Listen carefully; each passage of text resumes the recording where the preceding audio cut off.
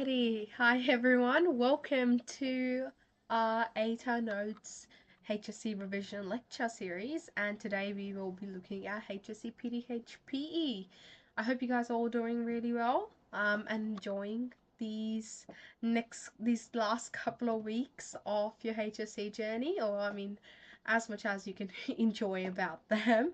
I'm sure it's a bit limited in what you can enjoy, but I hope you guys are, looking for the positive in all of this. And it'll be over soon, so I'm sure you have lots of plans for after the HSC, so it's going to be really exciting.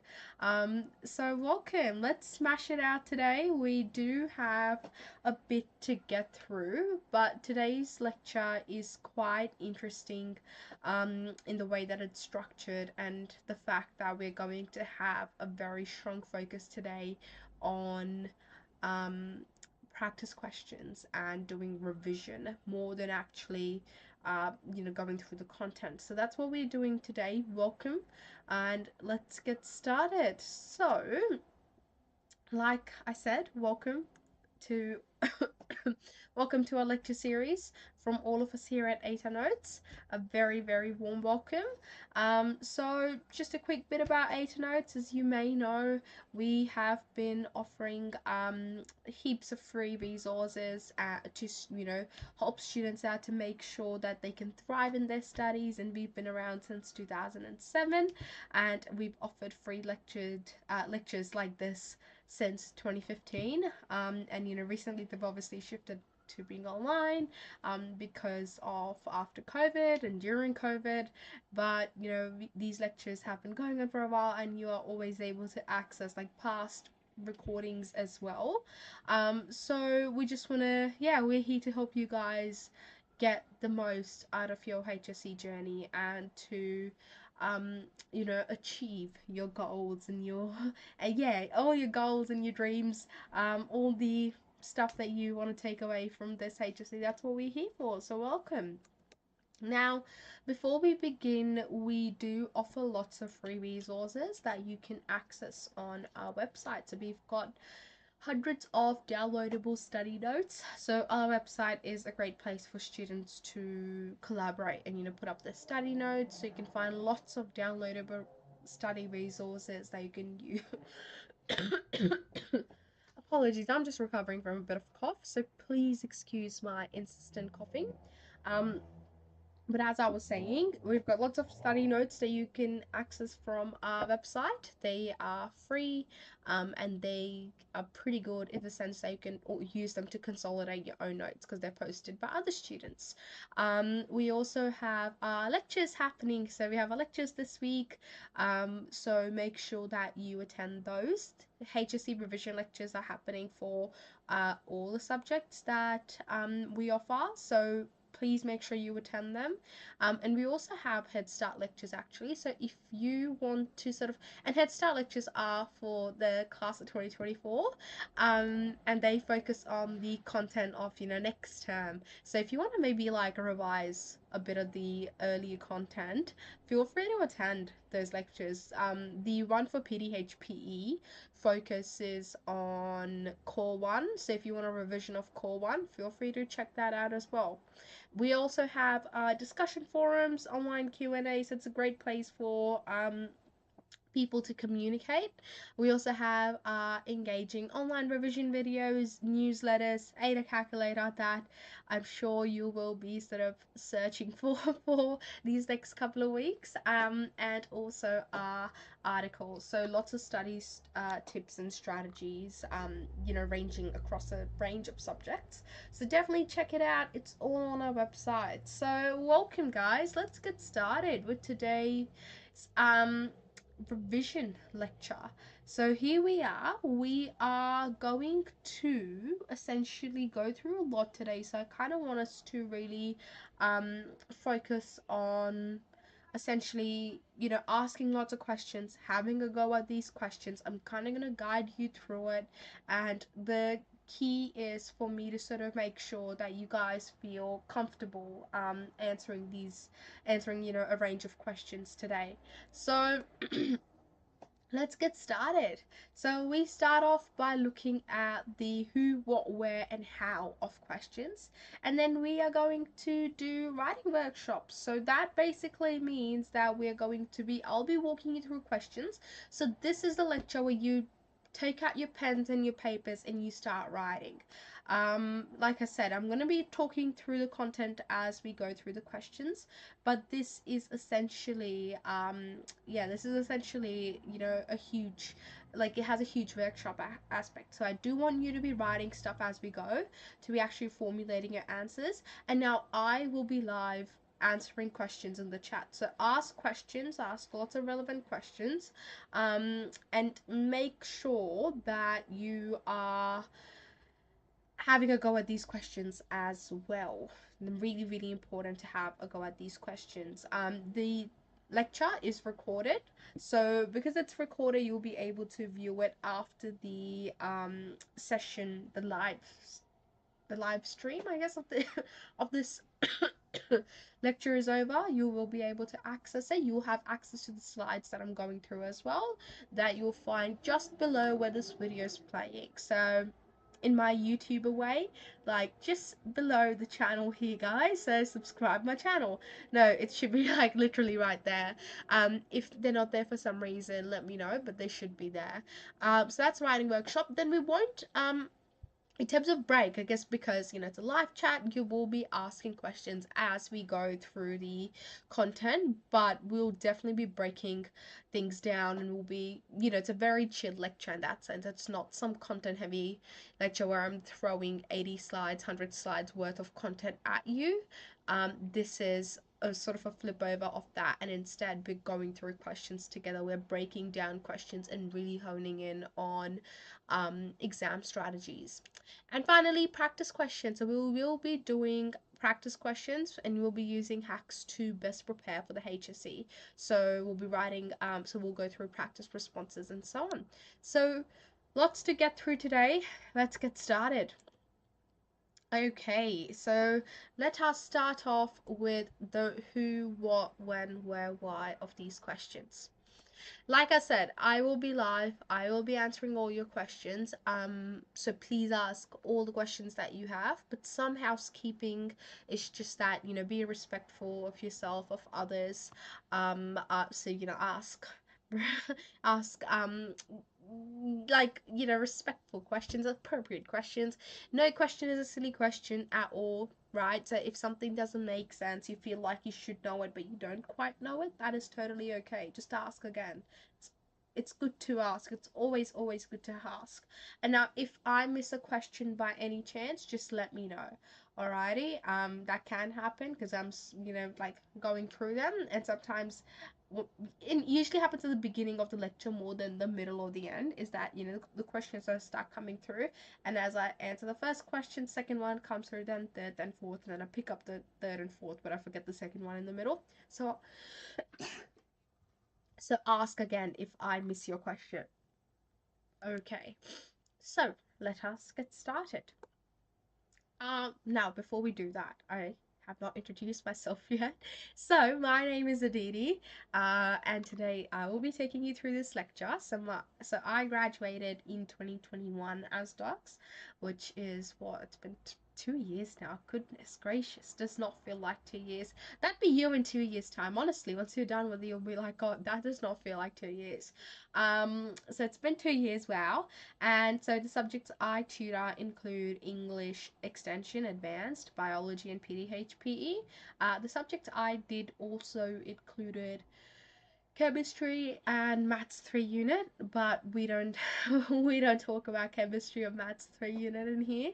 That's what I like to say. I mean, we can talk about maths advanced. That one's still okay. That one better than I expected, but definitely not extension. Yeah, so I'm currently at the University of Sydney, so I'm majoring in medical science and political economy, and I'm doing a Bachelor of Science and Bachelor of Advanced Studies in Medical Science as a Del Scholar.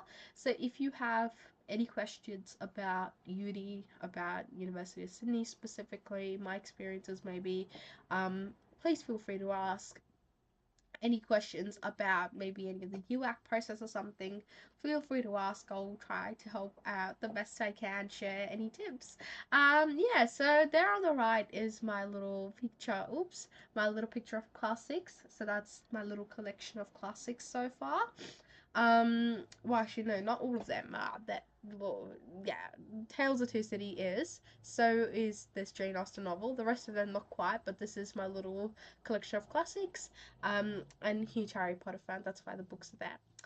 Okay, so like I said, today we will be spending time going over tips and tricks when it comes to answering the question specifically. We'll also be looking at how can you use the syllabus effectively, and ultimately how do you write a solid response. We, like I said, won't be going through any specific content areas through, through either health priorities in Australia and focus and factors affecting performance, and that's because we are going to do practice questions that focus on a range of dot points. Now, obviously, feel free to ask questions, content-based questions as we go through the lecture today. That is absolutely okay. But the reason that we are kind of focusing on essentially doing like practice questions and writing workshops is because of the fact that um, I reckon it's the best way to prepare for the HSC now. Because once you've got the content down, there's no point in just like, retaking your notes, like just like rewriting your notes over and over again, or just memorizing your notes. Now is the time to actually apply that to practice questions. One thing I'll mention is in terms of like remembering the syllabus, that is key. So I might just write this down here. um like I really do think it's super super important. Understanding the syllabus is so important, and I do think it's to some extent it has been not sidelined, but it's not as big as it should be. But that is the my key tip here, and I do not have a pencil, so I'm just using my curse pad to write this. So when it comes to memorizing the syllabus, and if that is something that you're struggling with right now, if you're just trying to like get all the content in and you're struggling with that, I would recommend honestly understanding the syllabus, right? Memorize the syllabus. And how do you memorize the syllabus? The way I like to do it was by making mind maps. I reckon that is honestly one of the best ways to memorize the syllabus, to understand the syllabus. Like honestly. And I say that because you see the thing with PDHPE is unlike other subjects, like this is the subject where the way in which the question is like honestly most of the time like simply plucked from the syllabus. Like it's literally same wording, it's just plucked from the syllabus and that's it. And so all you need to actually remember is what to talk about under each dot point. And and obviously you need to remember what you actually have to talk about, what you have to write about under each dot point. But the thing is, a lot of that is pretty intuitive, because for example, in sport and stuff, like it's pretty intuitive, and examples they form the backbone of it. So I would recommend the first thing you should prioritize when it comes to PDHPE is remembering your syllabus. Really, really important. And once you know your syllabus, then you go ahead and get in your examples and then focus on practice questions. I would say that would be my key tip. um yeah, I'm sure there's lots of things that we can do here, but I would say the first thing, if you are with PD, if you're a bit behind, start by prioritizing the syllabus, memorize the syllabus, know what comes under each dot point, because that's what the questions are based on. For example, if the question's asking you critique the role of epidemiology, right?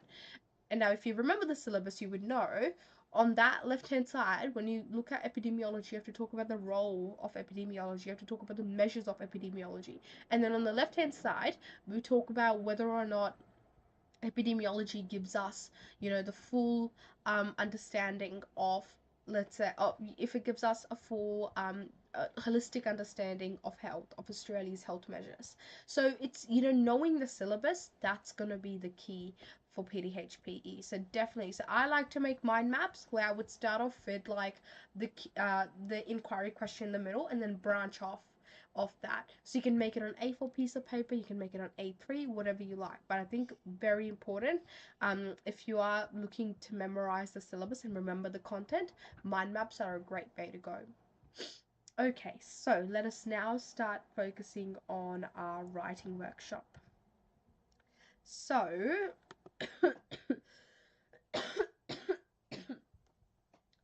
putting our PE brains onto paper. We are going to firstly start by looking at how to write amazing responses, and we're going to focus on intros. We're then going to look at the verbs, the importance of the verbs. So we have to show the marker that we have the A game, that we understand the question. With any HSC subject really, I think other than English maybe, or math actually as well, like with most of your STEM and humanity subject with the HSC, understanding the verb is like the most important thing ever. It's really, really important. So you've got to understand the verb, and it's exactly the same in PDHPE. And then finally, examples. PE without examples is like a burger without buns. Like, honestly, the examples are the key to PDHPE, along with the syllabus, of course. And you'll find that with PDHPE, if you look at the marking guidelines for any question, look at it for any question, it would say provides relevant examples in the highest sort of mark band. It would say that because they need you to provide examples, because PE, is definitely a very PDHPE is definitely a very intuitive subject as well. It's sports. It's the way your bodies work. It's the way in which we um in which we move and behave, in which sports people move and behave. So examples are really, really important. I've gotten questions in the past which are like, oh, but should I know like just like examples across a range of different sports, or should I just know like one or two examples I can use all the time?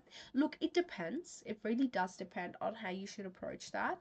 But I would reckon that honestly, if there's a sport that you're really familiar with, use those examples. Like, you don't have to go ahead and learn you don't have to go ahead and learn the rules and the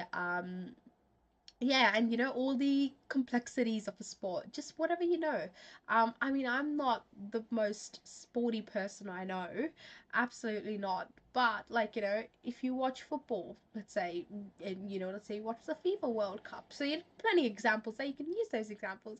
If you watch a bit of cricket, use those examples. It's just essentially, talk about what you know. That's the best, I would say, best thing to do with PDHPE. Alrighty, so let's move on. 0 to 100. How do we go from 0 to 100? Right?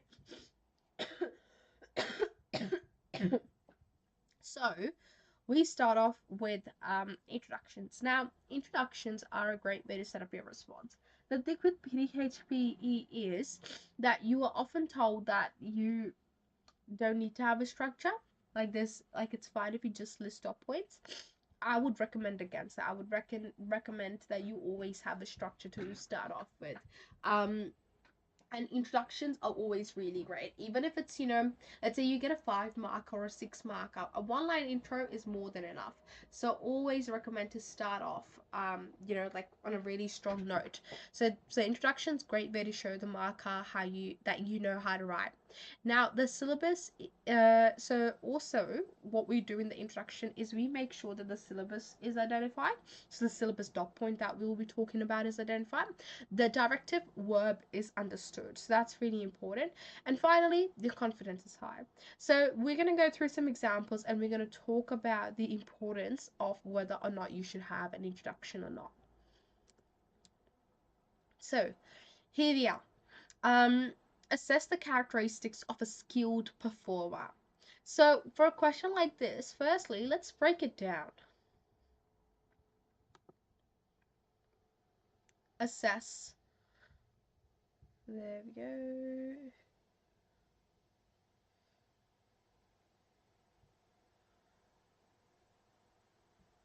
Alright. Assess the characteristics of a skilled performer. So immediately you should be thinking, which core is this from? Right? That's the first thing you should think to yourself. And your answer would be core 2. This is from core 2. The second thing you should ask yourself is, what dot point is this from? And this is from the last dot point of core 2, which is how can skill acquisition affect performance? Or actually can't remember if that's the exact wording of it, but it's the last, because I remember it like in terms of pages, like it was on the last page and I can see it, and it's on the same page as yeah, where they talk about, for example, cognitive, associative versus autonomous learner. So a skilled performer would be at an autonomous stage of learning. And then a skilled performer, now within the syllabus, there were 3 to 4 keywords that they wanted us to discuss with a skilled performer. The first one that I always remember is starts with a K.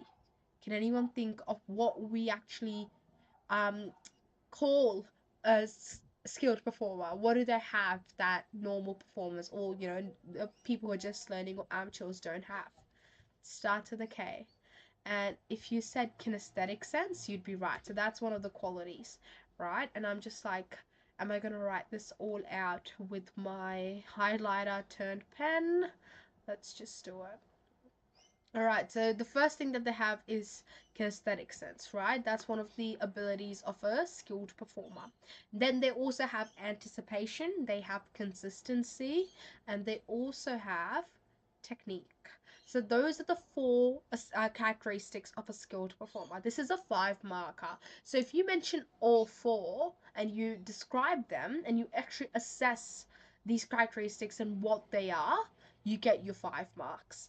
Now, one thing you have to make sure to do here is that, for example, if you do not remember what part of this, okay, you said, okay, it's from core 2, but if you do not remember that within core 2, in that dot point, it actually says in brackets next to characteristics of skilled performer, kinesthetic sense, um, consistency, anticipation, and technique, you would not be able to get the 4 marks because you would not know what to talk about. So this is an example of where knowing your syllabus is so imperative.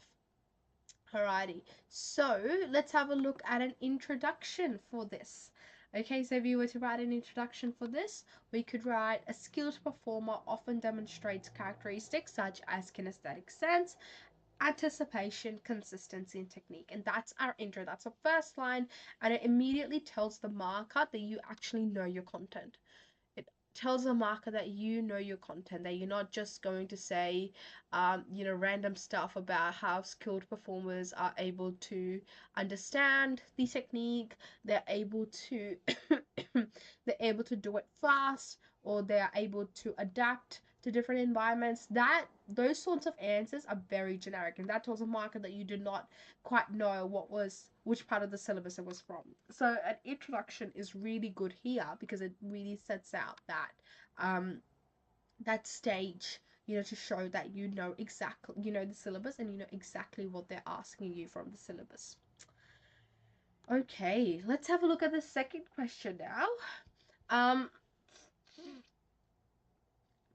what are the responsibilities of the 3 levels of government for the delivery of health services in Australia? So this is a 4 marker, and what we have sort of happening here is essentially that we are going to start off by looking at firstly uh, what core it's from, and then we're going to talk about the syllabus. So what are the responsibilities of each of the 3 levels of government for the delivery of health services in Australia? So if you said core 1, you'd be correct, and I might just use a pen because highlighter is huge. But let's see if I can write straight with a pen though. Okay, so this is core 1.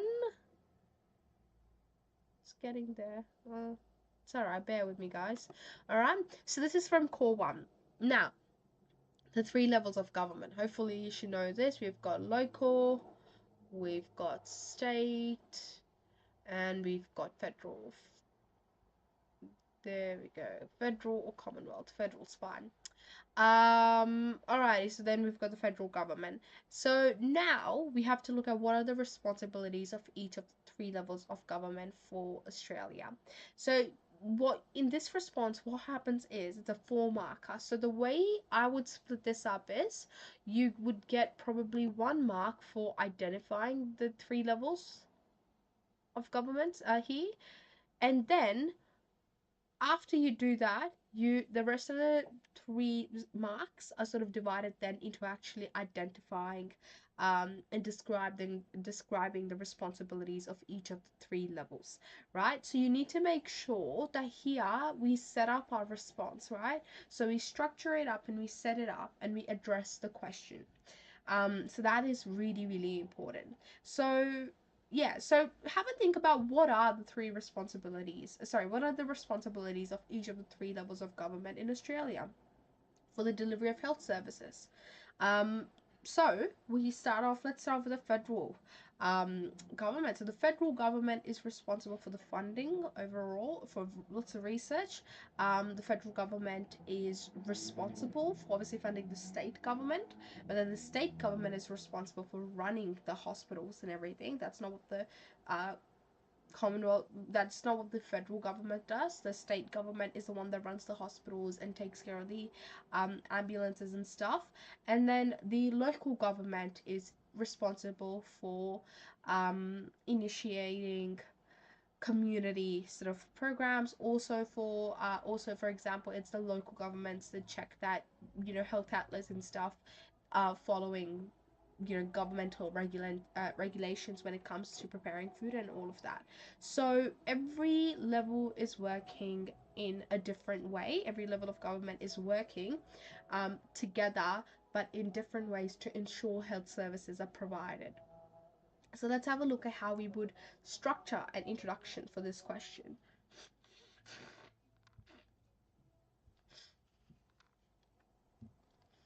So here we are.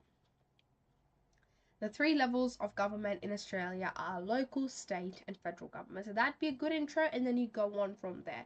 So the federal government is responsible for conducting research, for conducting research, gathering national data, actually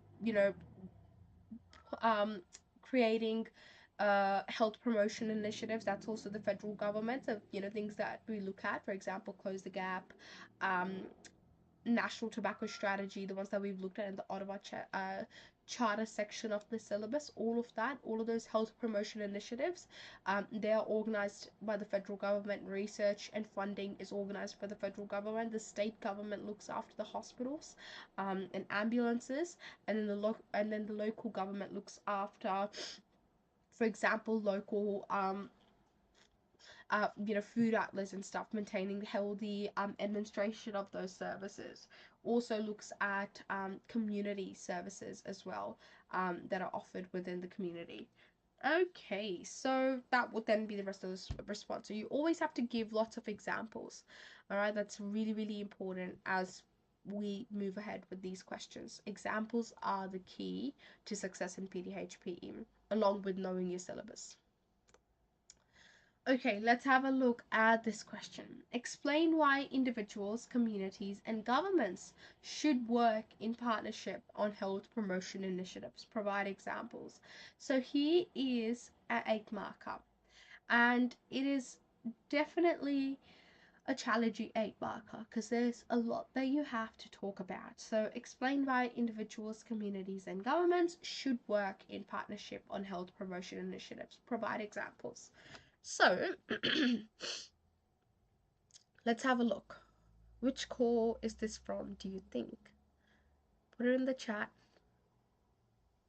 So if you said core 1, you would be correct. Absolutely. It is from core 1. Now, explained by individuals, communities, and governments, they work together in partnership on health promotion initiatives. So what examples do you reckon you'd have to provide here? A question like this. What sorts of examples would you be providing? Now, if you said health promotion initiatives in the chat? Absolutely. This is so health promotion initiatives. Those are the ones that you will be health promotion initiatives are the ones that you'll be using as examples in your response. So this is where having knowledge of the syllabus is really important, because remember, from the syllabus, from the core one syllabus, you should have done two. You should have looked at two. What do we call it? Two health promotion initiatives, and so you should have a good understanding of those, and those are the ones you'll be using. So we will be providing health promotion initiatives. So in this question, essentially, when why do you think, and again, put this in the chat, why do you think individuals, communities, and governments should work in partnership on health promotion initiative? And see if you can give me an example. So, with this question, I actually do want you to jot down some ideas in the chat, and I'll be obviously there to, to let you know if you're on the right track. Is that why do we actually do this? Why are these three sort of levels of, levels of society basically? Why are these three groups working together, and why should they work together? And is there an example of a health promotion initiative that has been more successful because of this collaboration? So if you said that, yep, they should work together, and if you said something along the lines of the fact that they allow for the greater sharing of resources, the greater understanding of needs and resources that people actually need in Australia to improve the Australian health outcome and to increase the capacity to improve Australia's health, you will be absolutely correct. That is exactly why these three levels of community are working together. Individuals, okay, so essentially, communities know what people need, what their people need. So that's why, and governments essentially are the ones who can provide the resources that they need, who can provide the funding, the research, the connections that are needed to make these initiatives um, follow through. And individuals, they are the ones who have to actually go ahead and take advantage of these initiatives for them to work, because those initiatives are aimed towards them. So with examples, you could have given a range of different examples. You could talk about again, like the popular examples I've given, close the gap. You could talk about national tobacco strategy. You could talk about Head to Health, which is a mental health initiative, health promotion initiative. So you could sort of do any of them as long as you link it back to why are individuals, communities, and governments working together, right? So I'll give you an example, for example. I'll give you an example. So let's have a look at the National Tobacco Strategy, right? And the National Tobacco Strategy has, I'm just trying to think. So we've got individuals, communities, and governments working together. So let's look at the building healthy public policy part of it. So with the National Tobacco Strategy, they have legislated laws so that on the cigarette packets, they like they show dire warning images, and the aim of that is to actually allow people to sort of see the effects of that. So governments and communities, so let's start with governments first. So um adapted sorry governments have adopted these measures in order to showcase, or in order to actually bring to light the detrimental effects of smoking. And they would have done that because communities know that people, especially communities, let's say, um, that are multilingual, where not everyone can actually read and speak English. So people just buy cigarettes for their brands and so on. But everyone can. But most people will understand the detrimental effects of smoking once they see the images, once they see the warning images on the packs, and so then it's up to individuals to actually, to actually sort of act on that, and to sort of understand the importance of not of sort of choosing the healthier option, really. So that's really important. I'll give you another example of health promotion initiative. uh, and that is the no school no play policy, which was implemented in Jigalong, and it was really really successful because it's because there were high school dropout rates for Aboriginal and Torres Strait Islander peoples, and so what they did was they made pools in schools, so it was like if you didn't come to school you won't have access to the pool, and so as a result, the attendance rates, like the retention rates in school, they increased from 20% to 80%. That's huge. And also crime rates went down close to a zero. So it had a huge, huge impact. So you should know these examples from a range of places in the syllabus, and you should be able to use them. Perfect. So let's have a look at introduction for this. So individuals, communities, and governments should work in partnership on health promotion initiatives like the Slip Slop Slap campaign. And you can use any example you like here, but here we're saying that individuals, communities, and governments can work in partnership um, for something like the Slip Slop Slap campaign. Now, that is an intro, that is a first sentence, and then we'll continue on and continue on from there. Now, one thing with this response is that it's an 8 marker, so for an 8 marker you will be writing plenty, and you'd have to give lots and lots of examples and actually go into a lot of detail as well. So let's have a look now. Okay, so are introductions necessary? Now that's an interesting question. Sometimes, no. For lower rated questions or questions that have lower rated verbs like describe, outline, identify, no, they're not. Um, they're not needed. But sometimes, yes, they are. For higher order questions, like the examples that we've gone through, intros are great for assess, analyze, evaluate. Intros are really, really good. And they really help you structure your response. And remember, you're getting the marks when the marker can see the answer, not when the marker is trying to find the answer between like a bit of a waffle.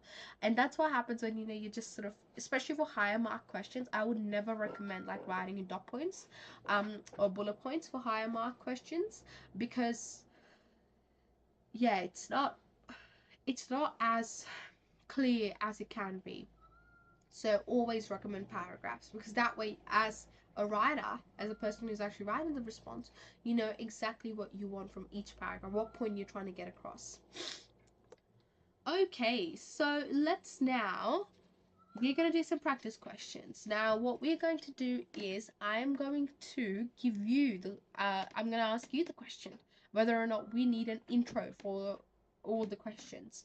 All right, so let's have a go. I would like you to jot stuff down. I would like you to write your answers in the chat. This is like I said, this is not, your generic lecture, in the sense that sorry, just gotta close my window. Okay, so this is not like a normal lecture in the sense, well, it is a normal lecture, but it's not a lecture in the sense where I'm going to sit and go through the content, right? I already told you we're going to actually apply our knowledge today. So take out a piece of paper and a pen, or you can type it up into the chat, but I'd definitely like you to send through your points in the chat as well if you like. So let's have a go. Let's have a go at these practice questions. So this is our first question. Outline 3 physiological adaptations in response to aerobic training. It is a 3 marker. Now, do we need an introduction for this? If you think we do, write one down. That's what I want you to do. If you think we need an introduction, I'm going to give you a chance now to write it down. So, a couple of things that I want to draw your attention to while you guys are writing is, firstly, the verb here, which is outline. Then we've got, like, it wants us to specifically outline 3 physiological responses and adaptations in response to aerobic training. Now, aerobic training is your second keyword, not just to training, but to aerobic training. So, what do we think? Now, this is where, again, knowing the syllabus is so important, because this is coming straight from the syllabus. Are we ready? Shall I reveal the answer? I'll give you one more second to, or yeah, let's go 10 more seconds to jot down your answer in the chat.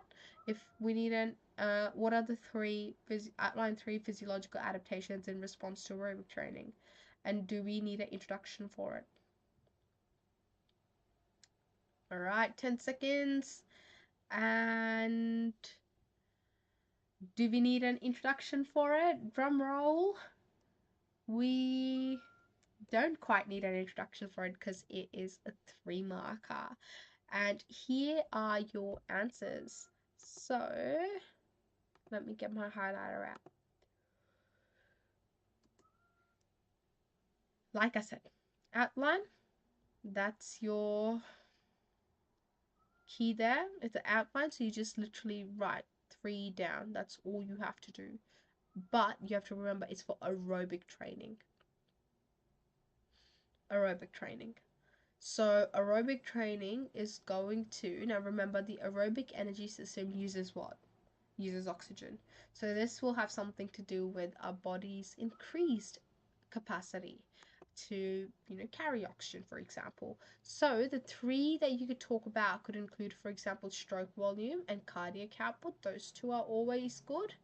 You could also talk about oxygen uptake. That is also a really good one. But hemoglobin level would be the one I talk about as well. So hemoglobin level happens. So hemoglobin level increases. Now hemoglobin, remember, it's got our red blood cells in it, and so basically oxygen latches onto the red blood cells and through that travels throughout the body. And you could also talk about resting heart rate. We wouldn't quite talk about muscular hypertrophy because it's asking specifically about aerobic training, and so same with effect on soft twitch and fast twitch muscles as well. So stick with these 4 here. The reason I haven't highlighted lung capacity is because lung capacity doesn't quite actually change after training. So what happens is that essentially, like, the size of your lungs does not change. So there's not really a, and I'm so sorry, the screen, I've just got the screen back. I mean, it's starting to get a bit a bit dark, so I swear to God, I'm awake, I'm very engaged. Just, yeah, screen, and it's a blue screen. Look at that, the color is very blue. And I did wake up a bit early today. No, but okay, so let's have a look now. So yes, I wouldn't quite talk about rest. I actually would talk about resting heart rate, but wouldn't quite talk about muscular hypertrophy or effect on slow twitch or fast twitch muscles or lung capacity. So if you said either of the 5 there, you would be good to go. Okay, let's have a look at another question then. So again, get your pens and papers ready. This is an 8 marker. So do we need an introduction for this? I'm going to give you a couple of seconds to decide. Now here we have to describe the different recovery strategies that are used by athletes to improve performance. Describe the different recovery strategies used by athletes to improve performance. So recovery strategies, which call would that be from? What do we think? So if you said call 2, you would be correct. Now, can you remember which dot point it's going to be from?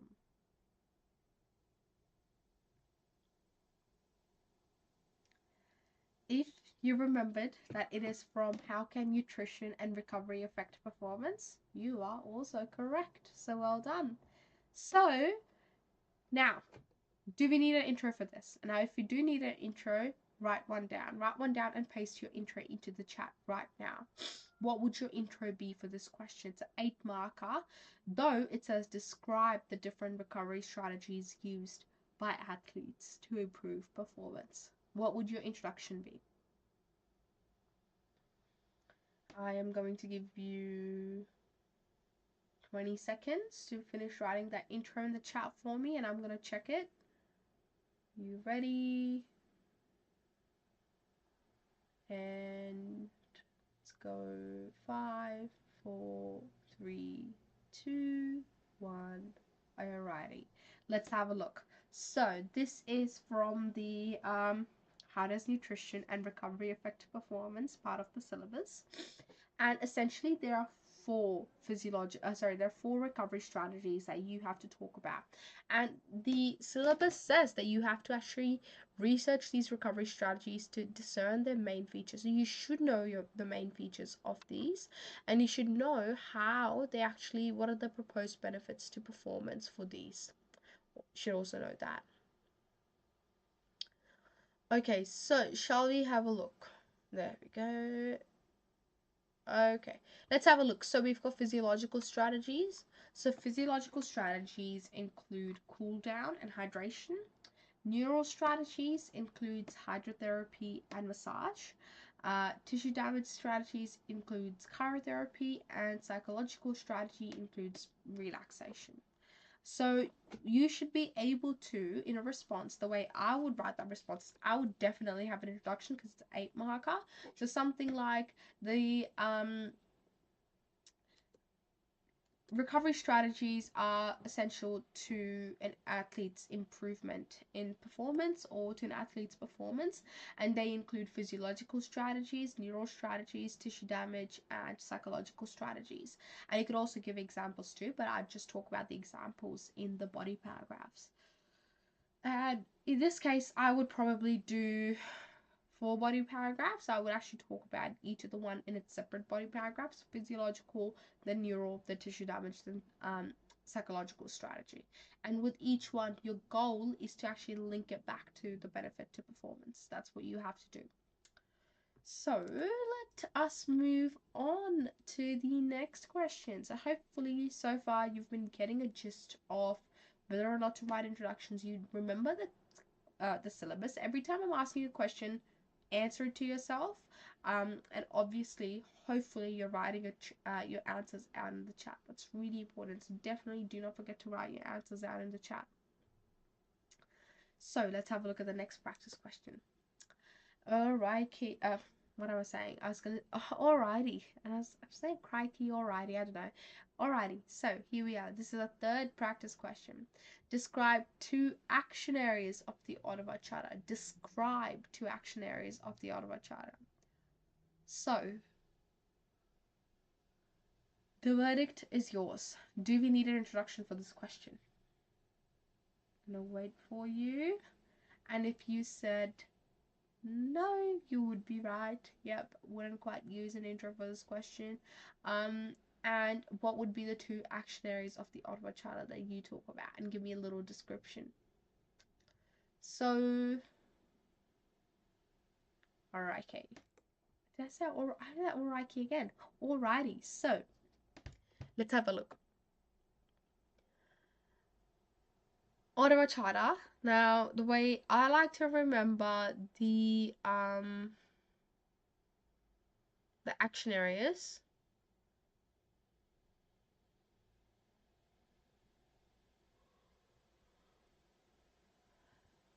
is by using this mnemonic. There are many, but this is the one I like to use. Dog crap smells really bad. Dog crap smells really bad. And this should be even easier for those of you who have a pet, who have a dog, to remember, right? So the way I remember it is dog crap smells really bad. D stands for developing personal experiences. C stands for creating supportive environments. S stands for strengthening community action. R stands for reorienting health services, and B stands for building healthy public policy. So all you had to do was describe 2 of them in the question before. And essentially the way you do that is, you just sort of describe what they include. So, developing personal skills, for example, refers back to using education and awareness to raise the importance of key ideas, and to encourage students from a young age to sort of to raise awareness of those ideas. So for example, PDHP in schools, like compulsory PDHPE from kindergarten all the way up to year 10 is an example of that. And so is So is Year 12 be street smart? That's also an example of um, developing personal skills.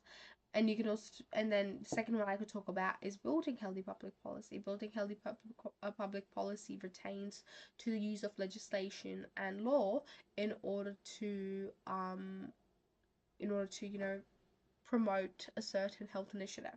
So you've got to make sure that you link it back, and that you're linking it back and giving examples as well. Examples are really, really important. They are important. Right here. Here we go. So examples, don't forget examples. So let's move on then to our fourth practice question. Look at us smash it out. So our fourth practice question, again, make sure you're writing it in the chat and that you are sending it to me as well. Okay, so to what extent is access to healthcare facilities and services equitable for all Australians? This is another 8 marker. So, will you write an introduction for this question? And if so, what would you talk about? Think about the keywords now. Firstly, the verb there is to what extent. Then, access to healthcare facilities and services equitable for all Australians. So, when they mean healthcare facilities and services equitable to all Australians, what's the first thing that comes into your mind? And this is part of Core 1, and we've kind of looked at this in Core 1. What is the system in Australia that allows, to some extent, for healthcare, healthcare and healthcare services to be equitable for everyone? Any answers? So if you said Medicare, absolutely. Medicare would be one of the key things you talk about in this response, because that is the way in which generally like the equality sort of, sorry, that they're trying to achieve equity by giving everyone that option of Medicare, and also some people have pharmaceutical benefit scheme that's attached to that, and that's if they want, and that's for subsidized medicines. So that's a fourth practice question. Now, did you think we need an intro for that question? If you said yes, you would be absolutely right. So here is our syllabus point. So this is where it came from in the syllabus. So what role do healthcare facilities and services play in achieving better health for all Australians? So healthcare in Australia, so this syllabus dot point looks at healthcare in Australia, looks at range and types of medical facilities, responsibilities for health facilities and services, equity of access, healthcare expenditure, emerging impact, and health insurance. And you have to evaluate how healthcare in Australia is in Australia by investigating issues of access and adequacy in relation to social justice principles. So within that response, you would be talking about the social justice principles, because that is how the syllabus wanted you to approach that. So questions to explore include: how equitable is the access? How much responsibility should the community assume for individual health problems? So once my cursor decides to come back, there we are, and let's go have a look at the part of the syllabus that this is from.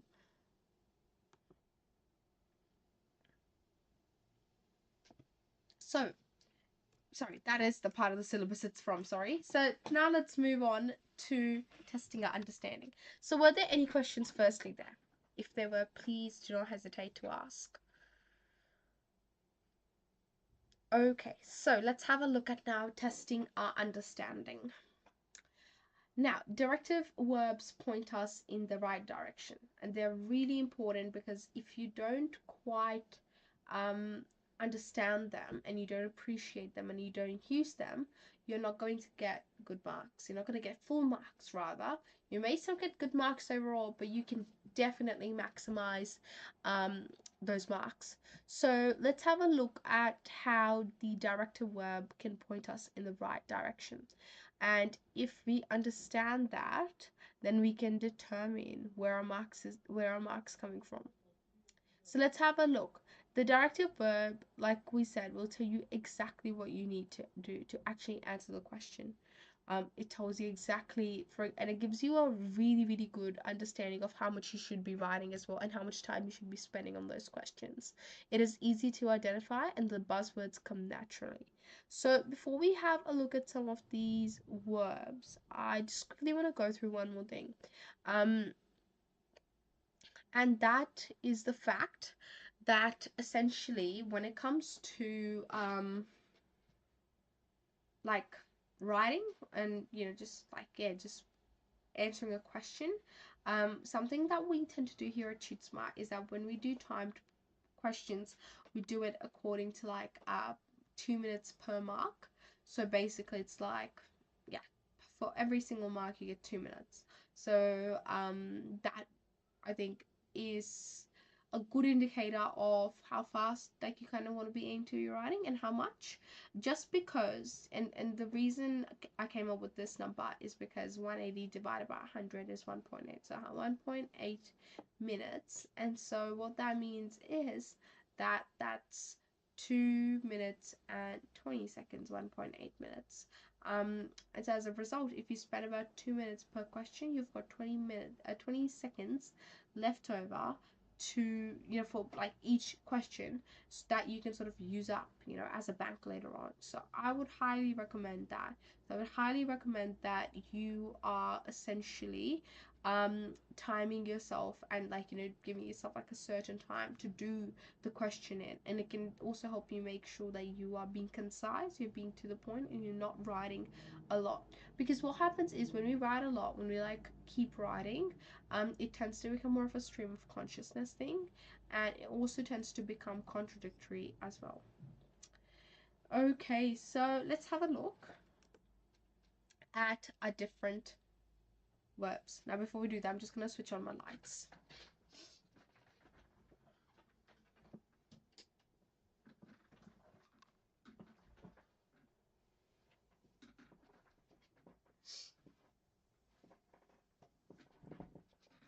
Okay, so let's start off with the verb of outline. So outline is when we are sketching something in general terms. So we're just listing it, or we're just identifying it. You don't have to explain it, you don't have to describe it, you just actually just literally write down, you just outline. So this, the way we had to outline 3 physiological adaptations to training, that's all you have to do. Then we've got describe. Now describe is when you actually have to show the characteristics and features of something, and you actually have to go into a bit of detail. Now I would always also add in examples in a describe question. Wouldn't quite add it in an outline question because it's just listing, but definitely the describe questions. So a describe question is basically painting the picture specifically. Now explain questions are ones that probably look a bit harder than they are, and this is where you have to show the effect, the relationship between the cause and the effect. It's like a tug-of-war relationship. It's basically this leads to that leads to this. It's that sort of that back and forth, and you have to make sure that you make it easier for the marker to understand your logic. So this is where writing and expression are also really important. Then we've got to what extent. Now, to what extent is a judgment question. So you have to make a judgment. You have to say to a great extent, to a small extent, to no extent. So please don't miss out on that. So make a judgment and then back that judgment up with your data. Really important.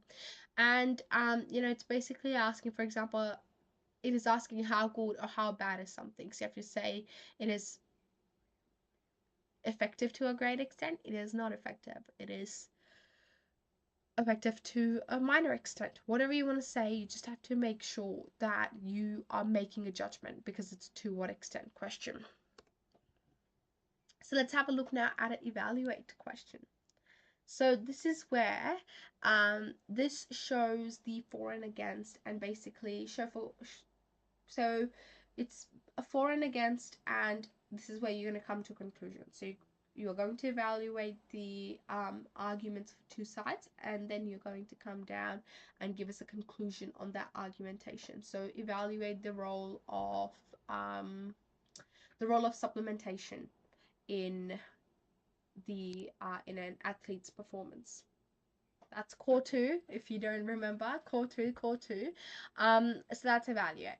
Now, assess on the other part is where you're actually more surveying up the pros and cons. So you're considering the pros versus the cons, but you're not sort of um coming to a conclusion as such. You're not being sort of divisive with it at the end. You are more so showing the two sides. You're assessing whether something's good or bad. Evaluating is different because you're showing the for and against, and then you come to a conclusion about it.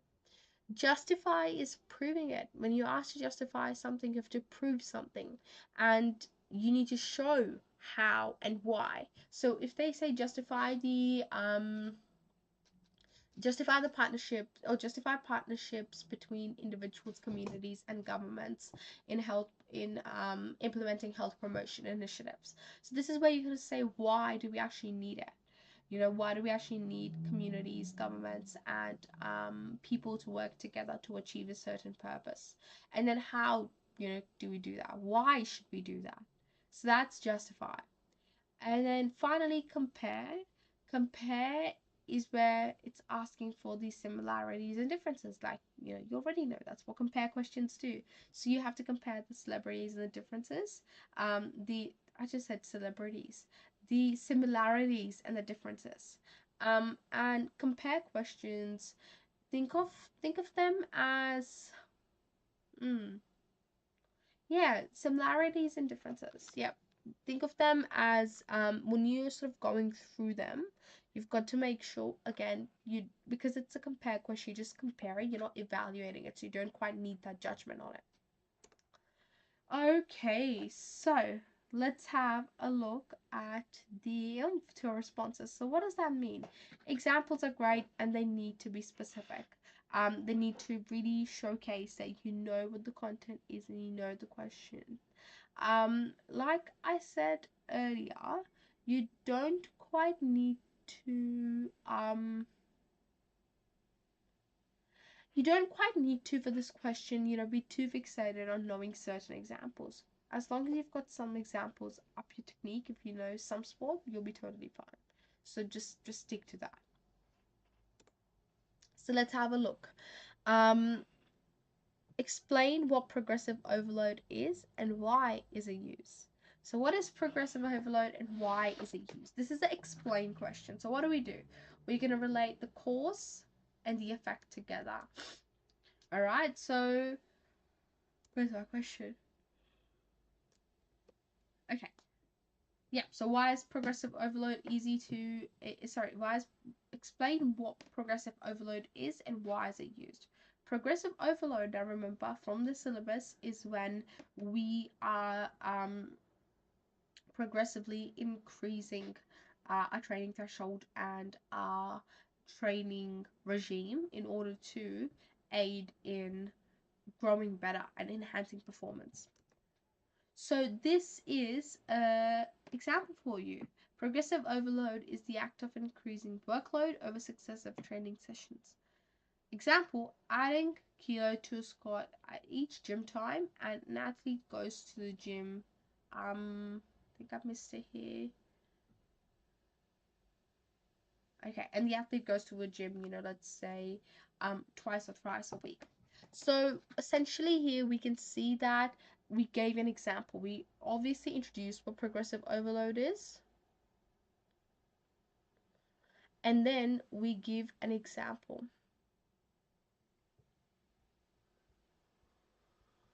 And that's that. And that should get you, this is probably like a 3 mark. That should get you 3 markers. Actually no, it's probably more than that. Never mind, because explain. So I'd say probably a 5 mark, maybe 5 marker. So this could be an intro, and then you add to that. Okay, let's have a look at this next question. Assess the appropriateness of supplementation for athletes. This is an assess question. What would the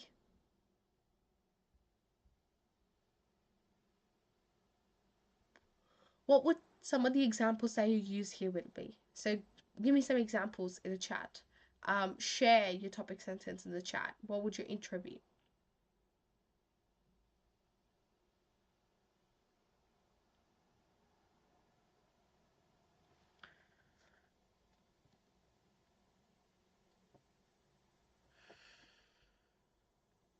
So if you said for this question, when it comes to assessing the appropriateness of supplementation for athletes, like I said earlier, supplementation is only ever helpful when an athlete is already, like when an athlete's diet is not catering for the supplements, like for the natural, resources that their body needs, like vitamins and minerals and so on, and all these other nutrients. So that's the only time an athlete should be supplementing.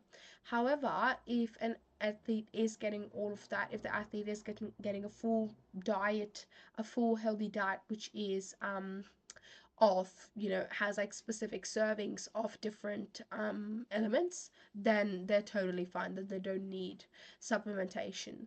um So here you'd give examples like people that need supplementation would include, for example, women, because women lose a lot of iron through their menstruation. So if they're not eating, if they're not sort of catching up on that in their meals, then they will need to consume more iron.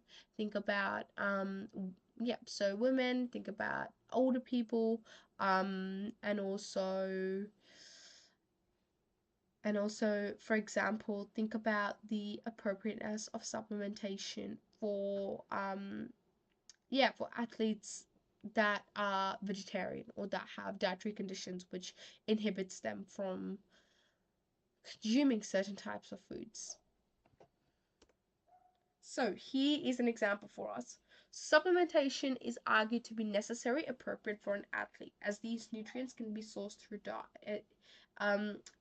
diets. For example, iron is a component of meat, and vitamin C is found in fruit. However, the need for supplementation stems from a deficiency in the body or a risk of deficiency. This is exemplified through female athletes who may supplement the mineral iron as they risk anemia due to blood loss from menstruation. And that is the appropriateness. It is looking at both the positives and the negatives. So we are saying that essentially it is argued to be necessary. However, if it's already but it's already covered in your meals, like a huge part of it is in your meals. However, there can be need for supplementation for women athletes that could we supplement that. Sorry, it can be for female athletes who are losing mineral iron, and also it's important for them because they can risk anemia due to blood loss from menstruation. Okay, let's have a look at this question now. Justify the use of distributed part practice for beginners. So this is now, again, kind of putting everything together. So let's have a look. Justify the use of distributed part practice for beginners. This is a justify question. What do we think? How can we justify the use of distributed part practice for beginners? What are the qualities of a beginner learner, right? So a beginner learner is someone who is still gaining a gist of the movement, someone who still does not understand the movement, someone who is getting lots of feedback from coaches. They're getting lots of external feedback to improve. And so using a distributed part practice method would have worked for them. And because it's a judgment question, you've got to make sure that you are giving that judgment, that you are saying clearly yes or no. So part practice is the act of breaking down the skill into smaller sections to practice. Now distributed practice is where the session is broken down into smaller periods of work and longer periods of rest. This is really important in this response, like getting some of those key definitions out on paper, super important. I would always recommend to actually list the key keywords there. Like, really go into definitions. There we are. Okay, so now let's have a look. For example, breaking down a layup in basketball into a dribbling section, a jumping section, and a shooting section will be very effective for beginners. It is important that they are able to perform all individual parts of the serial skill well, and distributed parts practice is very beneficial. So this is just saying, now this is just backing what we have said with the example. Always good to have examples. Yeah, layup's a really good example for like the practice sort of stuff for this module when it comes to like looking at like distributed mass, whole practice, and parts practice. Also, juggling is another good one as well. So let's move on. Now, one thing that you can see here is at the end of the response, we tie it back to our justification, to our judgment. So we've said that it is important they're able to perform all individual parts of the serial skill well, and distributed part practice is very beneficial. We're putting it all together. Okay, so let's move on to our earlier question on why essentially so we're going to rewind back to this question on why where we have to explain what progressive overload is and why is it used. So for a question like this, you can see that now we are going to give the marker what they want. The progressive overload is the act of increasing workload over successive training sessions. For example, adding a kilo to a squat weight every time an athlete goes to the gym. And this is now saying that is progressive overload. And there's definitely that cause and effect link where we're saying that this is the cause and this is the effect as a result. So you can see that we've given the marker what they are after.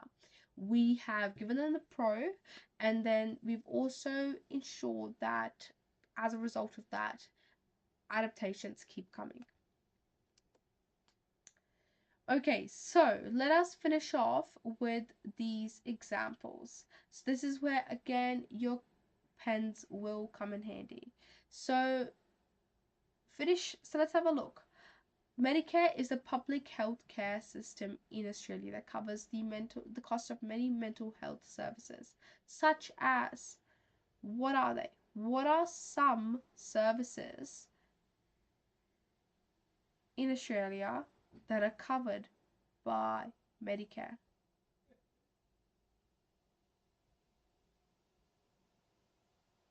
So, if you're not very familiar with this, Medicare is important because it's obviously about equality. Actually, yeah, it's more. It's equality because everyone in Australia has it.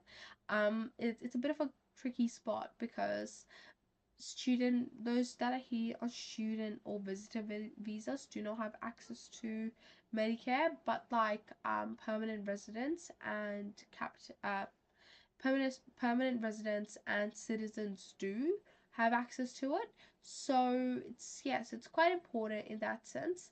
And so Medicare is a public health system in Australia that covers the cost of many health services, including it covers so it covers things like hospital visits and stays. It covers bulk billing from your GPs. It also can cover some ancillary benefits. So like it covers dental in little kids until like a certain age. I'm just trying to think, what else does it cover? It covers let's see. So it covers ancillary benefits. It covers specifically it covers um free free public hospital visits and stays, and it also covers bulk billing from GPs. It can also cover optometrists as well. They can also do they can also do bulk billing too. So you kind of want to have examples up your sleeves here, really important. So let's have a look at this next one. So I would like another example. Intrinsic motivation is motivation that comes from within the athlete. For instance, what are some examples for intrinsic motivations? What does it look like? And hopefully you've also done a case study on this, because the syllabus did want you to look at sports people and their intrinsic and extrinsic motivations and so on. So let's have a look.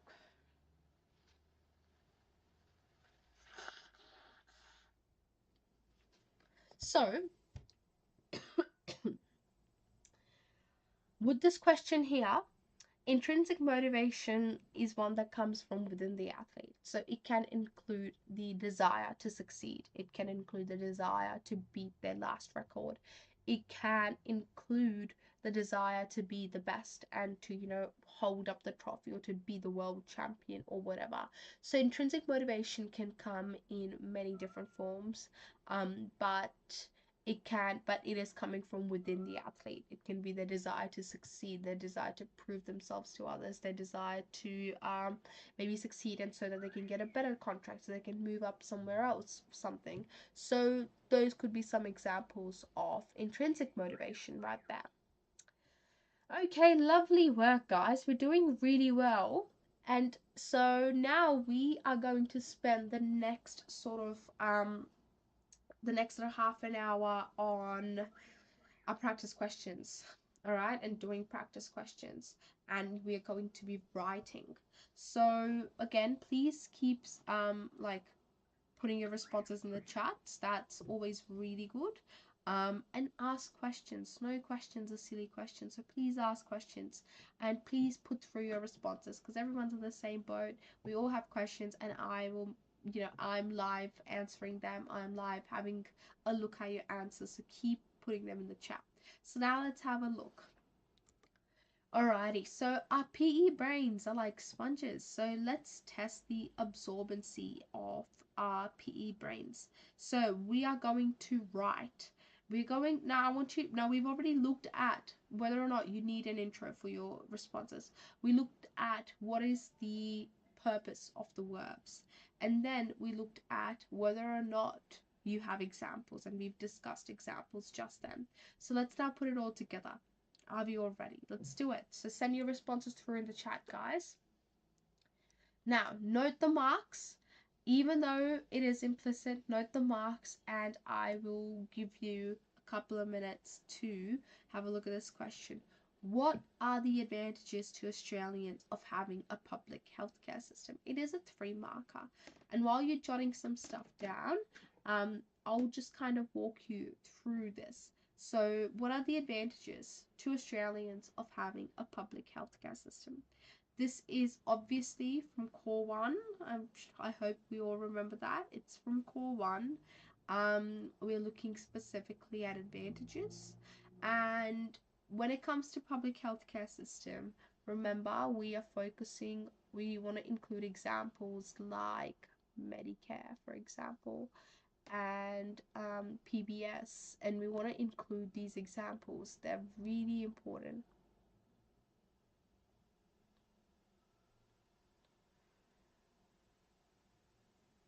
So let's have a look.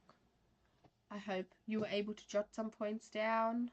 I'll give you a minute to finish up. So put some answers in the chat. What are the advantages? Even if it's just, even if you don't write the whole sentence out, that's okay. That's what you should be doing in an exam though, writing it all out.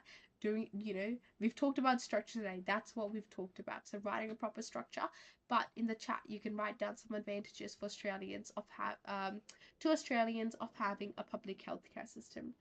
Ready? I'm gonna give you 20 more seconds. I'm just looking at the timer on my PowerPoint so that I can time it effectively. Are you guys ready? Let's have a look. What are the advantages? I'm really hoping the answers are trickling in the chat. 3 markers. So think about how many are you going to give? How many examples will you give me for a 3 marker? Okay, let's have a look. So this is from this part of the syllabus, right? This is taken directly from here. Where are we? Where is it? There we go.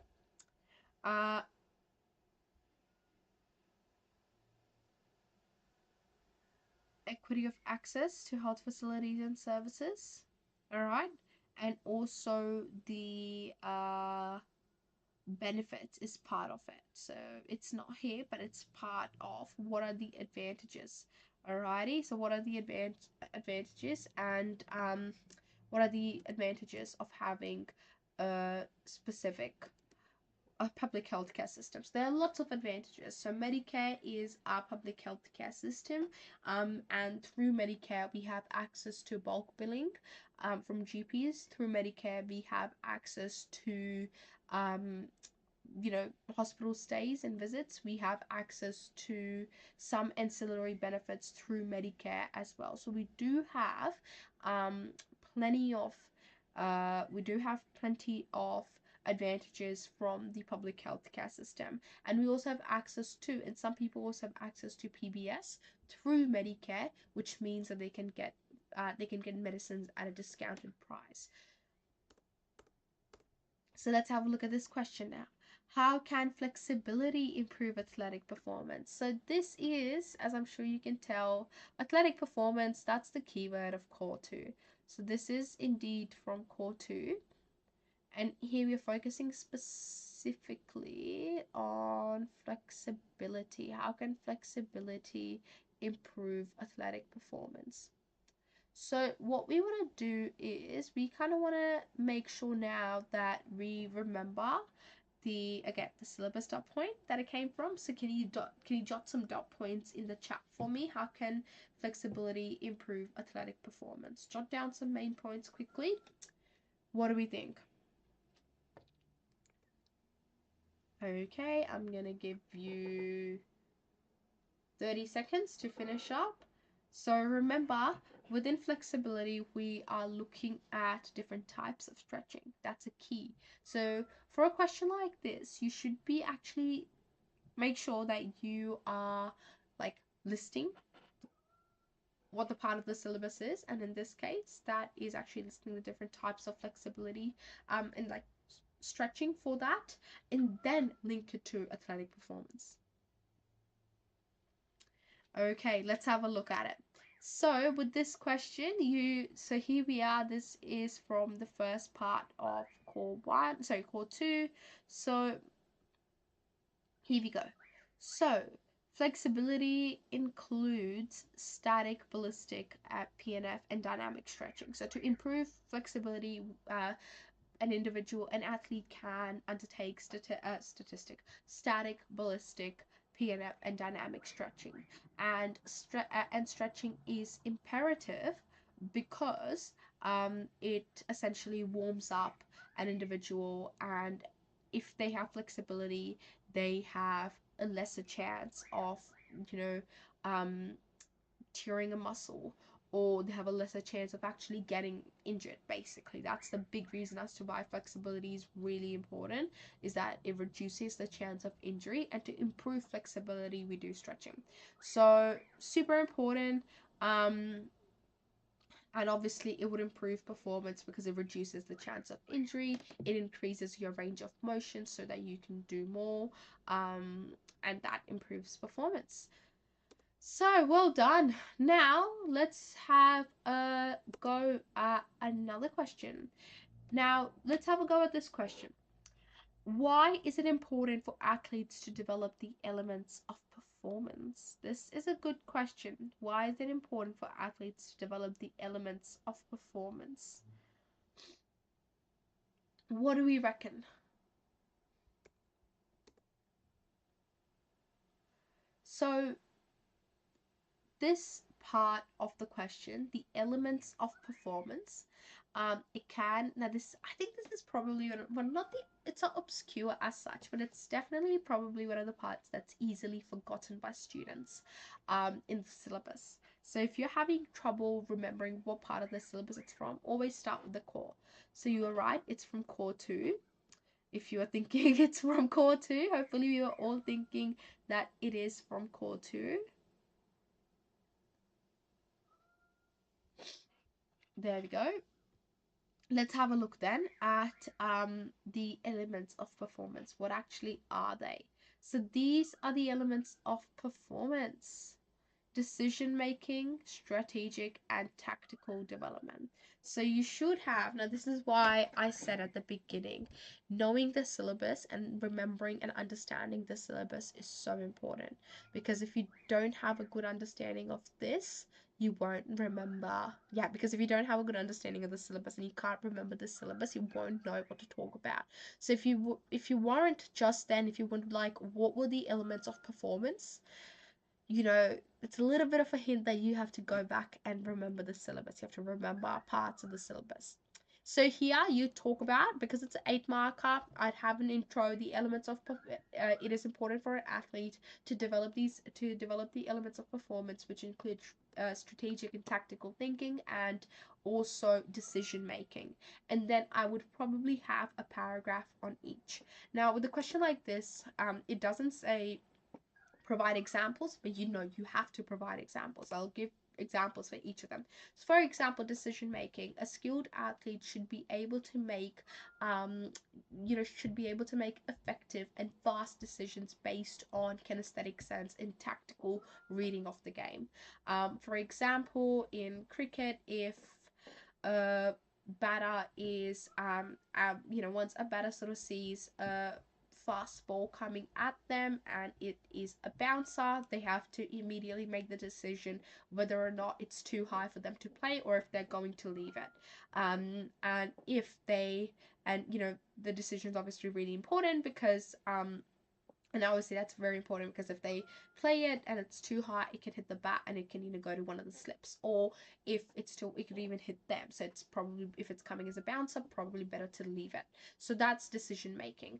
And it also sort of, sort of ties into strategic in tactical development. But for that, I might use different example. So, for example, in football, the formation of the team, should be based on a skilled athlete, and skilled athletes and obviously coaches as well should be able to base the formation of the team on the tactical decisions of the opposite team. So if the opposite team has a strong attack, we should probably have let's say a 4-4 3 structure, or no, actually a 4-5-2 structure. That's what the Matildas had in the English game. I think it was a 4-5-2 structure. So there's like the midfielder, there's 5 of them, and then that way they can move back as well when needed for defending. So that's where examples are really important, and you give examples that you're comfortable sharing,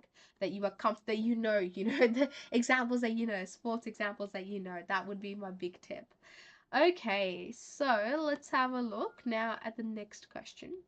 Discuss the impact of emerging new treatments and technologies in relation to healthcare in Australia. So let's have a look at this question. What do we do? Now, this is a 5-marker.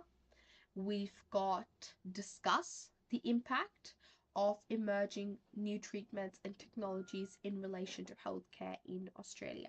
So discuss is when we are discussing both the sort of both sides of the point, like where is it at, is it accessible to everyone or is it not, and you've got to know your examples here.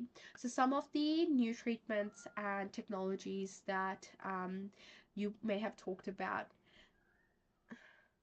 in class will include things like keyhole surgery. That's a big one. Keyhole surgery is a really big one. That's one of the big ones actually. And also other things like, for example, operations like eye operations, like laser eye operations, all of that, that's all new emerging treatments. So you should be able to talk about those.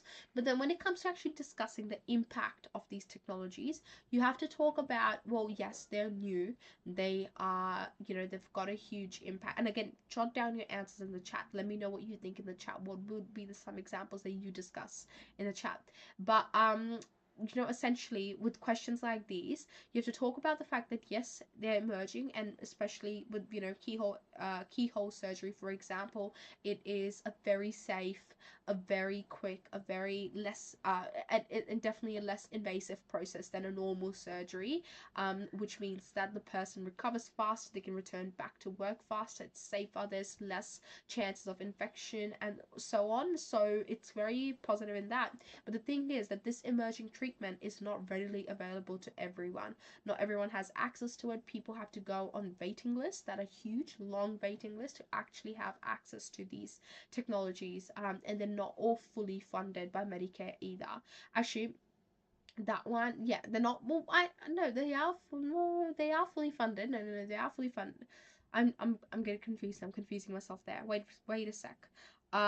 Keyhole surgery. Now I do think it's covered, but there's a long waiting list. That's the thing. It's covered, but it's a long waiting list. So we've got to make sure that when you're discussing this, you discuss both the pros and the cons. Really, really important. So let's now have a look at where we go from here. So we did a lot today, we did a lot today in terms of practice questions, and we went through a lot, and I hope you found these practice questions helpful. I hope you found them, useful, and I'm really hoping you took the like the most out of these responses and actually send through your responses in the chat. I would recommend that you keep doing that, and we've definitely got some time now, so keep sending through your responses. So as you now sort of finish up, and you now look at that revision time ahead, I reckon firstly continue to work on practice questions. Even if you are finding it a bit hard to sit down and do like a whole 3 hour paper, which I would definitely recommend closer to the date. But for now, and as you're getting into your study, if you're finding it a bit hard, just do some practice questions. Like I said, we like to aim for about 2 minutes per mark here. This is just like it's kind of not random, but it's definitely a bit of a estimate. It can take you more, it can take you less, but this is just the benchmark I use when I'm doing practice questions with my class. We just do that because it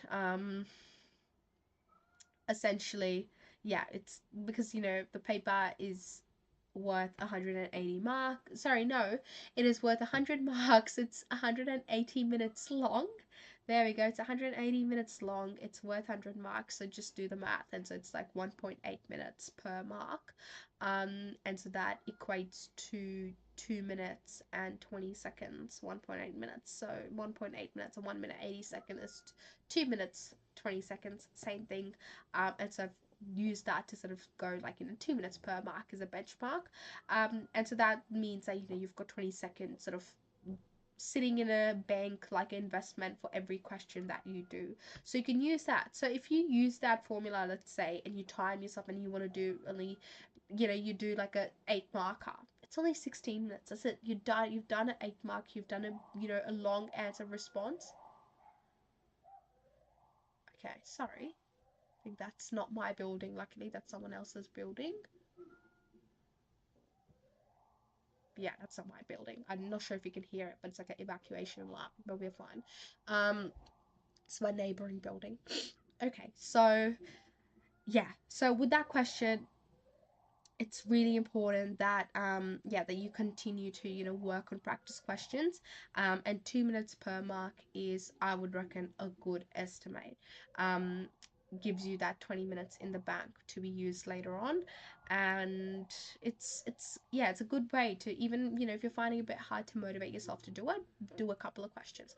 But as you get closer to the exams, I would recommend spending the 3 hours on the entire exam. You can also do sections, right? You can do like just the multiple choice section, right? 20 marks, get over and done with it in 40 minutes. And then you could do the section 2, which is just the core 1 and core 2 short answer questions. Do that, get over and done with it. And that's 40 marks. And then do the electives question as well. Break it down, guys. Remember, doing something is so much better than doing nothing. So break it down if you have to, but get something done. Now, memorize and understand the syllabus, so important. I've talked about like the importance of using mind maps and stuff. It's really helpful. Now, prioritize learning areas. Use the traffic light system. The traffic light system is something that really worked well for me for STEM subjects and for PDHPE. And that was basically like, so you get out, so print out the syllabus. So, you get the syllabus from school, you get the syllabus, you take three highlighters, pink or red if you've got a red highlighter, green and yellow. So your pink or your red highlighter, it's like basically the traffic light, right? So anything that does not make sense, that you find is a bit hard, you're like, oh, I hope it doesn't come in the exam, you highlight that like red or pink. Anything that sort of makes sense and you're like, if it came in the exam, I might be able to scrape 1 or 2 marks, you highlight that yellow. And anything that you're like, oh, I'll be fine with it, I'll be able to answer it, should be okay. I want the whole paper to actually be about this question, highlight that green. And that way you go back and you have a look, and all the sections of the syllabus um, that you've highlighted red, those are the ones that you want to prioritize learning and revising. The sections that you have highlighted yellow will come up next in that category, and then the sections that you have highlighted um, green will be the ones that you can definitely go back and you should revise them, but you know that you'll be safe with those. One more thing with that is that with the traffic light system, be easy on yourself, like be kind to yourself. Don't just go ticking everything red because you're like, oh, I'm not sure I'll be able to do it. Just go tick everything red. Don't do that. That will stress you out even more. And why do I say that with so much confidence? Because I've done it. Because I've done it for bio and chem, and I've gone back and I've been like, oh, this is, wow, this is bad. And then I'm like, no, actually, you know what? I do know this. So let me just ease off a bit on the red and actually think like, logistically, will I be able to scrape some marks? And if the answer is yes, it's a yellow. Will I be able to get full marks? Answers green. Answers yes, green. Will I be thinking, what should I do? If that's a yes, red is a highlighter. So that's a really good way to prioritize. I think it's a good way to do it. And then finally, take it easy on yourself. You are so much bigger than the HSC, so take it easy on yourself. Studying blessings. So past papers like we did today, they're very effective. And I would recommend, and I was saying this in my bio lecture as well, is that if like you, I would recommend that instead of prioritizing like rewriting your notes or like actively or rather reading over your notes, that is a very passive way of studying. Doing past papers is a great way of studying. So like we did today, preparing for the HSC, past papers are the way to go. It gets you exposed to questions and answers, which increases your confidence. It's really, really helpful. Now, group study, working with others is awesome, right? Because you can all work on the questions together. It's helpful, so I recommend it works. How However, if you find that, for example, if you find that distracts you a bit, that's okay too. So study by yourself. Something that really helped me was like teaching myself, like talking to myself and teaching myself. Like that really helped me. And I would like record myself teaching as well. Uh, the syllabus, finally, so important that you know where the question's coming from. Like we saw with many of the questions today, if you did not know the syllabus in detail and you didn't know exactly what part of the syllabus they are asking you to write, from, you wouldn't know how exactly to actually answer the question. So you'd find that hard. So, alrighty, let's move on. So I think it turns out the alarm is coming from my building, but that's okay. It's generally usually a bit of a false thing. So it's all right. We're gonna finish this recording. So let's now have a look at what should you do, right? So you should take little steps every day when it comes to studying for PDHP. It can be fun, right? It definitely adds variety, especially if your other steps, um, if your other notes are sort of concentrated. Bonus points are if you know where studying for PE comes from, like what to actually study for. So things that can really help includes like flashcards, right? So it includes flashcards, right? Add some spice, test yourself using flashcards. You can use online flashcard generators. You can obviously make them on a piece of paper. That always works as well. You can even do this online. Get Y Quizlet. That always works. So flashcards are really good. Verbal like cues, so verbal cues and like verbally actually talking out loud really helps as well. So revising the content out loud to your mirror, to pets, to food, etc., to your siblings. That always works. Multiple choice. NASA has a great multiple choice quiz function, and there's a link on it to the slides. And because the PDHP paper hasn't changed in the past 20 minutes, um, it works really, really well. So feel free to access it, and it's really helpful. Finally, planning, writing your responses. Like sometimes writing responses a million times is exhausting. That can be exhausting. So you can, change it up by doing like essay plans and response plans and stuff.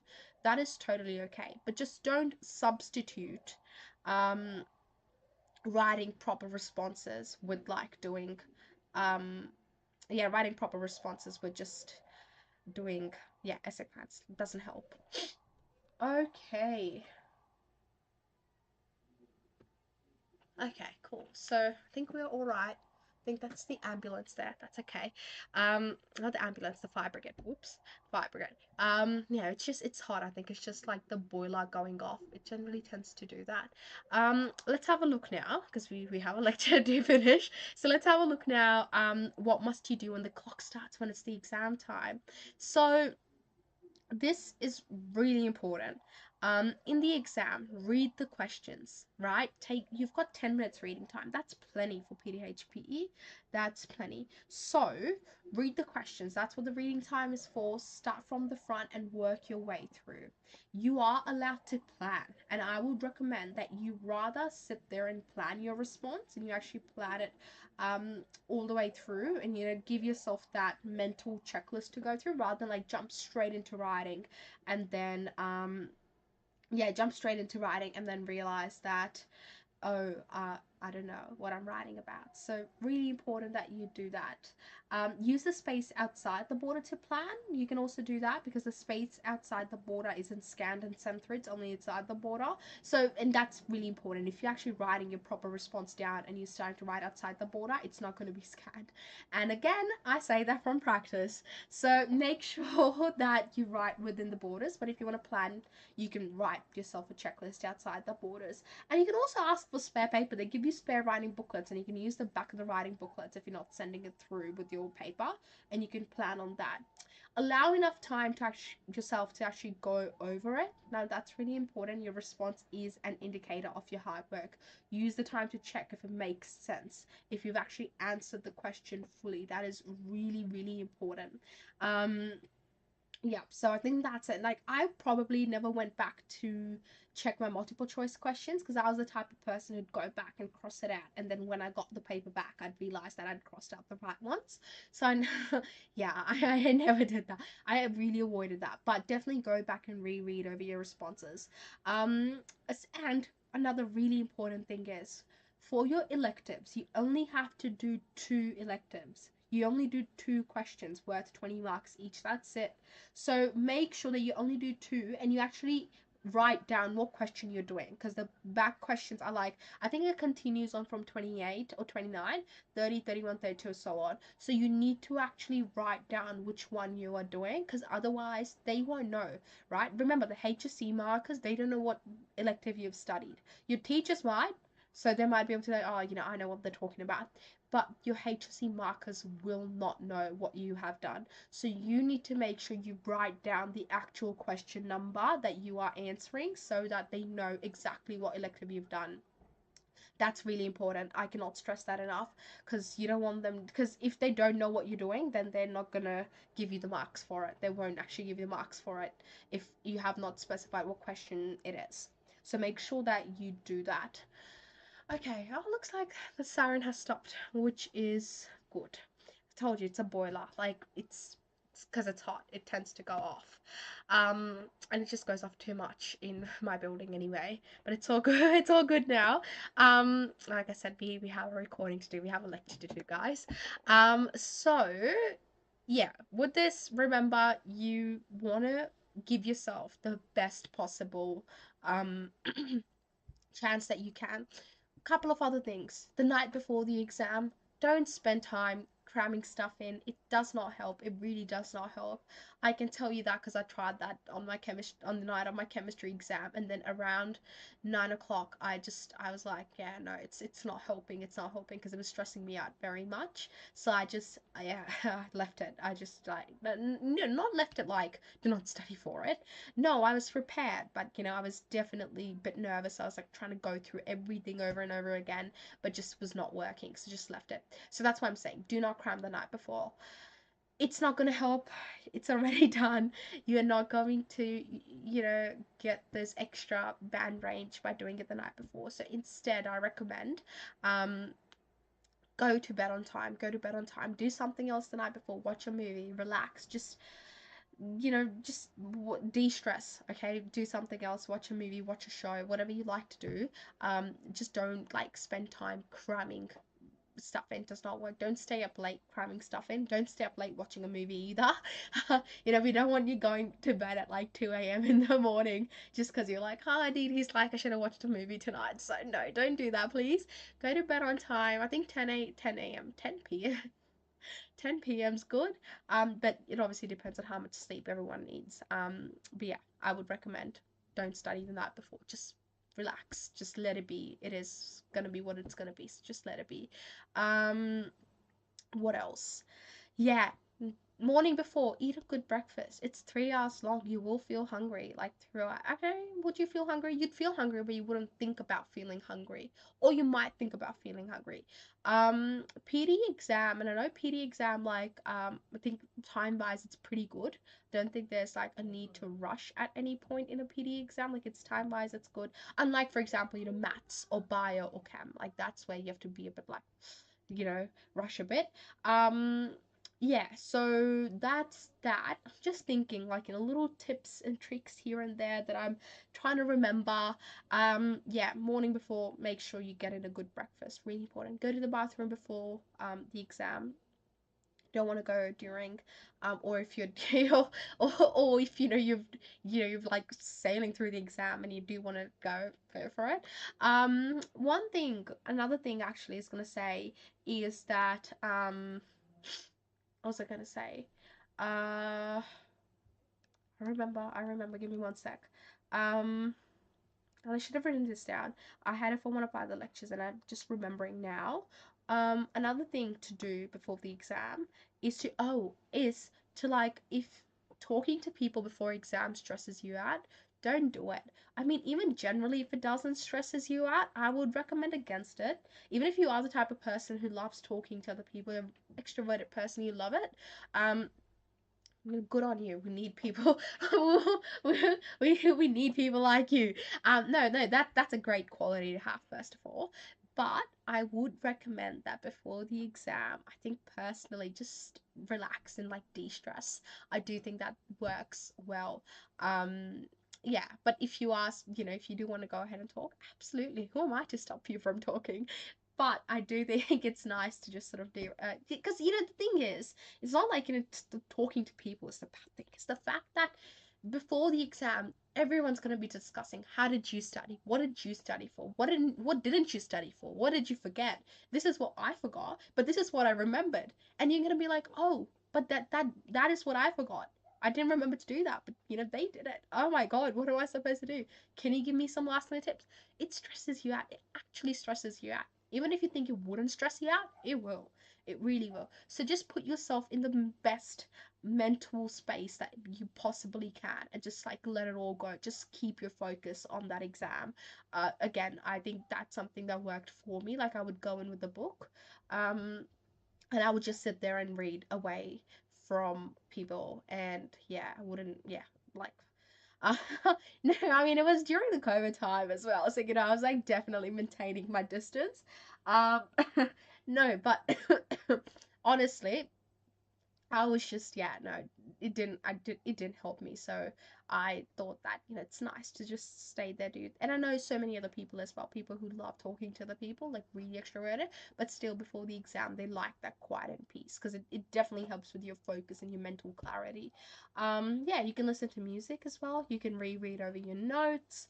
That's okay too. I definitely did that for PDHPE just because there's so much stuff to remember, but not like cramming stuff, but just like because I remember there was this one dot point that I would remember that I need to remember, but I would just always forget. Like I wasn't sure what was happening. That is a question that came actually. So I think I got it, but it was that one dot point. But yeah, read over your notes. That always helps as well. Look, at the end of the day, you are so much more bigger than the HSC. You guys have achieved so much during this year. Um, and I hope you're going to take some skills into next year, tertiary education, if you're going ahead with that, or anything else that you do. The concentration, the ability to concentrate, the focus, maybe, stuff about yourself, how you are as a person, how you like to learn, how you like to study, what you like to study. And obviously the fun memories of year 12, let's not forget that. So I hope you take all of that into next year with you and you enjoy that. I really do hope so. And look, like I said, you're much bigger than the HSC, so just keep working hard these next 2 weeks, and then remember, you have the whole summer after that. The summer's yours, the world's your oyster after that. So just, work hard now, and then you're gonna enjoy it so much. Alrighty, so you already had the microphone during the whole time. So if you have any questions, we'll still be here. I'll be still here for the next couple of minutes to answer any questions. So please ask any questions that you may have. But with that being said, thank you guys so much. Really appreciate it. I wish you all the very best. We all of us here at 8 Nodes, we wish you all the very best. Good luck. You're going to smash it out. Look after yourselves and take care, guys. Have a lovely break afterwards. Good luck for your HSC. You guys are going to smash it. See you guys.